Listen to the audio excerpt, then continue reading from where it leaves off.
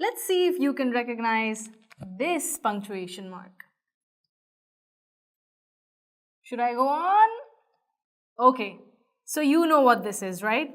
This is called the exclamation mark. Now, a lot of times we really misuse the exclamation mark.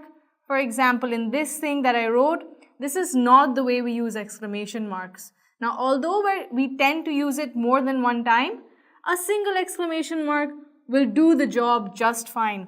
So now we'll study about how we use the exclamation mark and when to use it and when not to use it. So let's take a look at when we use it. After interjections.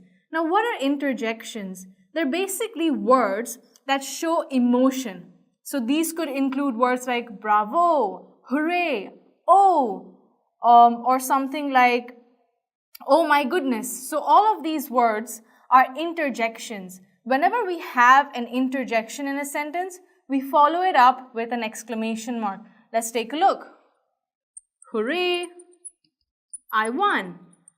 So here, hooray is an interjection and I followed it up with an exclamation mark. Not 2, not 3, not 4, but only 1, which is more than enough to do the job. And I could use another example. Wow, what a beauty. So here as well, after the interjection, I have used an exclamation mark. Now, we also use it after exclamatory sentences. These are sentences which show a strong emotion such as surprise, anger, astonishment, anything which shows a lot of emotions or feelings. Even when you want a statement but you want to express it as a very emotional or a strong show of emotion, then we use an exclamation mark at the end of it. So, for example, in this sentence, I had the exclamatory sentence, what a beauty. So I was showing surprise or astonishment at the beauty of something, and I used an exclamation mark at the end of such a sentence.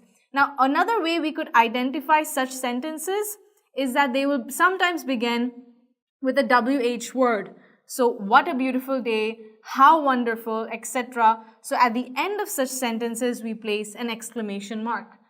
Now, we also use an exclamation mark after phrases that begin with the interjection O.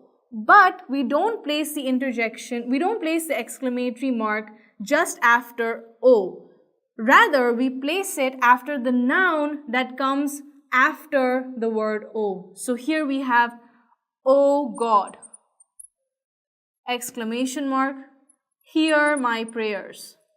So here we have O, which is the interjection, but we haven't placed the exclamation mark after the O. We have placed it after the nominative of address, which is God here. Or another example could be, oh Father, I have failed. So here we have O, but we have not placed the exclamation mark after O. We've placed it after the nominative of address, which is Father. So be careful with the interjection O, because then don't place the exclamation mark immediately after O, but after the word that comes after the O. And if you have an interjection, hooray, bravo, O, except O in the sense OH, so then we will place an exclamation mark after those interjections immediately. Now let's take a look at another rule about the use of exclamation marks.